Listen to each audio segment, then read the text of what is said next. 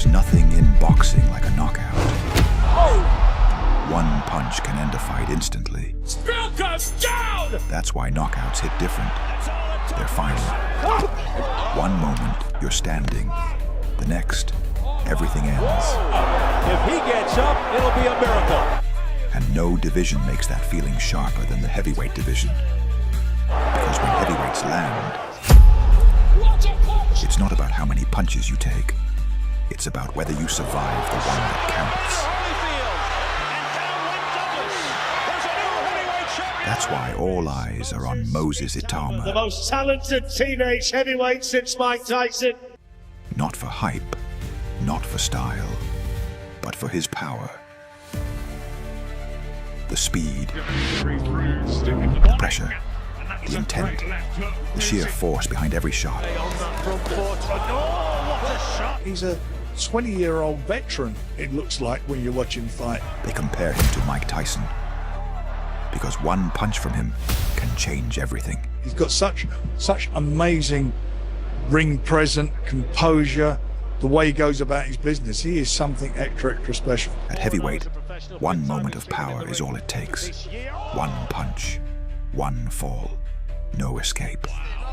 That's not just a knockout, that's danger, that's power, and Moses Itauma is built for it. Some people are made for it and some people aren't. The hype is real. Moses is that good. That is the facts. You know, if you look at the history of this kid, going back to when, as Gareth was saying there, when he was 15 years of age, you hear the stories circulating around the gyms. I was preparing for a world heavyweight, world cruiserweight title at the time. Moses' brother, Carol, said, and his coach said, we got his brother, he can come down, he's also a southpaw, he's a bit bigger. Then they said, he's only 15. By the age of 15, Moses Itauma wasn't being protected. 15, leave him at home. I'm not here to spar 15-year-olds. I'm preparing for a world title. He was being tested. I'm not paying attention to who's warming up or who's in next. He was already sharing the ring with Lawrence Okoli, learning early what elite size and strength felt like. The story that I heard was literally that he was mashing up people in sparring. So literally, at 15. That's pretty much it. All of a sudden, this guy gets in for the rocks. So he's big, don't get me wrong, but they whisper to me, he's 15. Oh, easy. So I'm there thinking, yep. He was going to sleep, like thinking about Moses Itauma's in tomorrow. Bruh. And as I said, like I was caught. I was shocked. I was like, what the?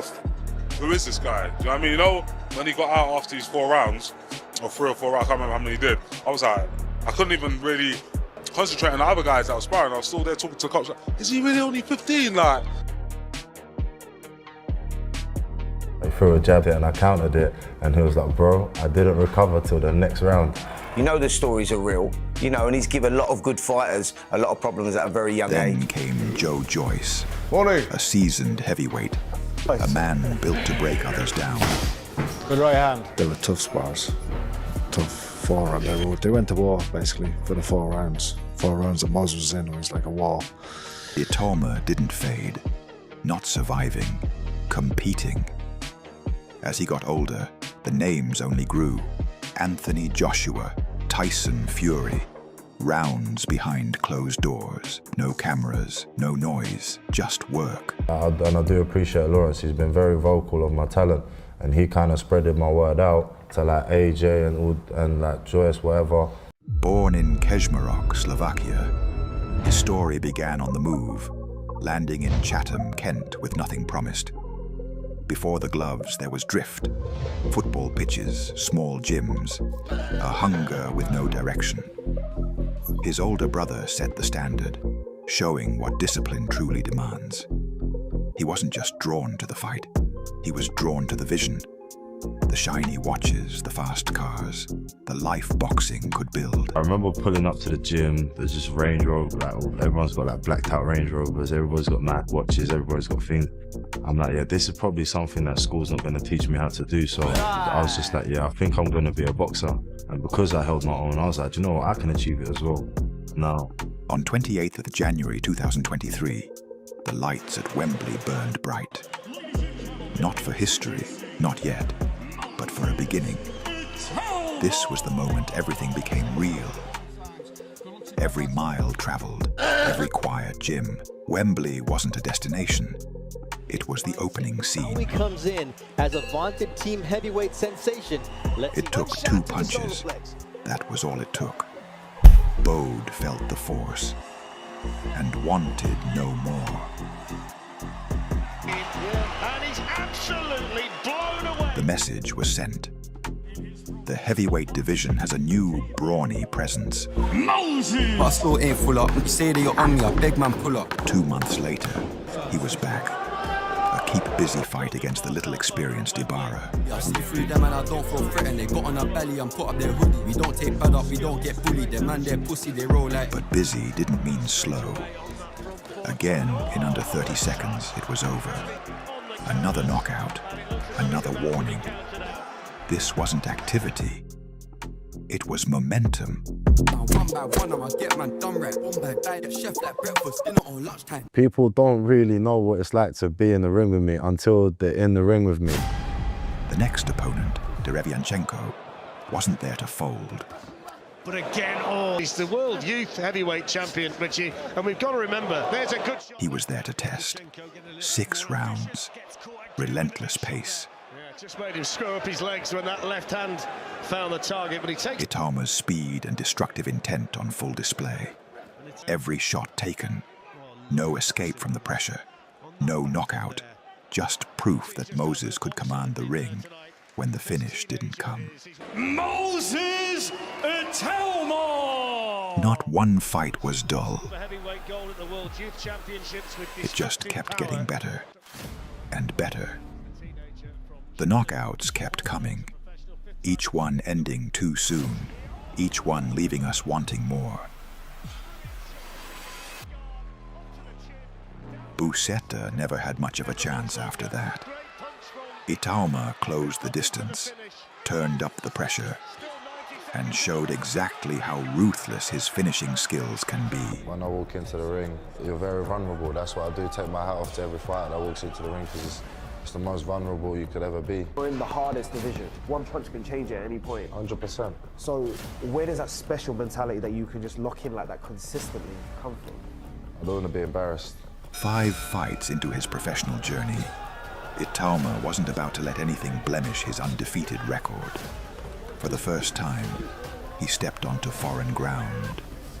In Saudi Arabia, facing the Hungarian Bernath, a fighter with only 1 loss in 11 bouts. But it was a single jab that sent Bernath down. Good shot, brilliant punch, short, sharp, effective. From there, Itauma pounced, peppering him with precision, and the referee had no choice but to stop it. Over in the first round, again.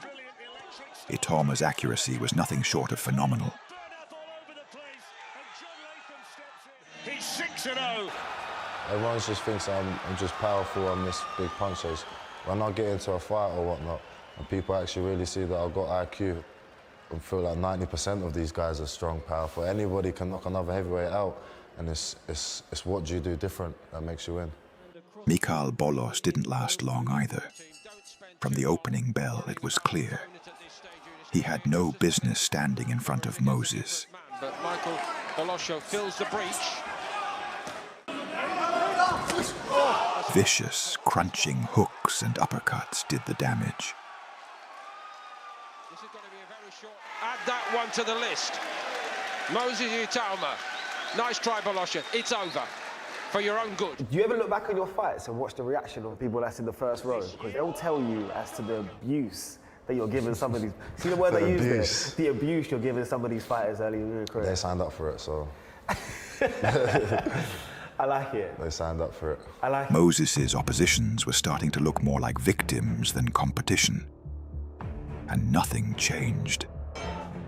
In his 7th fight, he was back at York Hall, facing Dan Garber. Yeah, he's a talented boxer indeed, isn't he? Very, very skillful, great amateur, and carries on and straight away he goes with the left hand. Yeah. Dan Garber stood frozen as the storm closed in.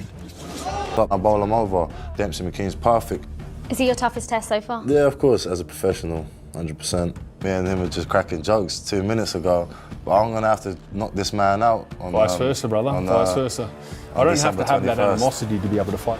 In the event somebody getting knocked down, you go to the first neutral corner. So good. A tall, decent man in front of him in Dempsey. Itauma came out patient, but with him, patience means don't blink. He beat the count, still dazed, still searching for balance. It didn't take long. Another devastating left hand crashed home, folding McKean to the canvas once more. And as he rose, the answer was already written. He'd seen enough. It's just ridiculous the way that he is taking out these seasoned campaigners. By this point, the boxing world was locked in on Moses Itauma. The buzz around the heavyweight division followed wherever he went. People are asking about, like, oh, do you ever think about losing? Like, it's never really been on my radar. I always go into a fight thinking I'm gonna win. It's just, how am I gonna win? That's the question. He was Mr. Mike Tyson, and his laying anyone out in one round. Facing American Mike Balogan. You're not supposed to move your body the way that he does. You know, he moves like a middleweight with the power of a heavyweight. Itauma left no room for debate. He tore through him with authority, sealing his place as the division's most dangerous emerging force, and confirming that his moment had truly arrived. Moves like a middleweight and punches every bit of a heavyweight. And there's no way the fight should continue. It is finished. He literally blasted. Moses has built a scary atmosphere around the heavyweight division. The knockouts he stacked up have sent a clear message, forcing the rest of the division to take notice. Now the conversation has shifted. Not can he knock people out, but who's brave enough to stand there next? The call is for bigger names, real names. Fighters the fans recognize before the bell even rings, brought in to test the rise, not padded. This idea that we're building him up into a superstar, has he fought a live one yet? Have we seen him with a live one? Well, the wind hasn't changed yet. You know, nobody's hitting back yet. And you can only beat what's put in front of you, Simon. And if you're going out and you're blowing everybody out in 1 or 2 rounds, then all well and good. But at some point in time, the wind will change and he will get hit back. And then the questions will be asked. How well can he take a shot? Do you want to find out what it's like in round 7, for example? Because you've not been beyond 6. Dave, you know I get paid the same whether the fight goes round 1 or round 10. So why on earth would I want to be there for 10 rounds if I can get paid the same amount in round 1? He's explosive, not just with his hands, with his feet. He closes gaps fast.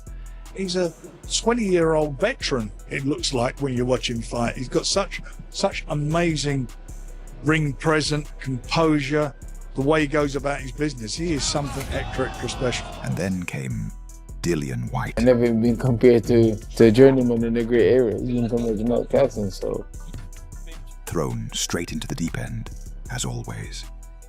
But this time, something felt off. You know, I'm just a little old man, like you say. I'm an old wolf, that's it. I've been written off, everyone's put me as the underdog. I've been written off and, you know, I ain't got nothing to prove to no one. And I'm a risk taker.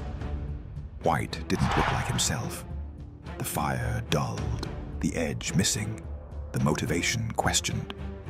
This wasn't meant to be about highlight reels anymore. This was about reputation, risk, and stepping into a moment that can change everything. Dillian, the baby snatcher, Whyte. Who announced that? Was it fucking Thomas Schreiber? Yeah. Where is he? I'm not worried that I'm getting written off. People saying this, people saying that. I don't really care, bro. I've been written off so many times in life. Where is he? I think he's gone over to the left somewhere. Where's that guy, Thomas Schreiber? He's taking the piss. I'll call him the baby. Anyway, he's taking the piss. Yeah. But it's fight week. These guys are fucking me. They're playing games. His professional record is on fight a perfect one. Dillian tried to slow it down, snapping the jab, fighting for distance, searching for control. But control doesn't last long when Moses Itauma is closing space. The gap vanished in seconds. The speed was the problem. Too fast to read, too sharp to escape. Savage hooks came from nowhere, punches landing before Whyte could even register the danger. And then it happened.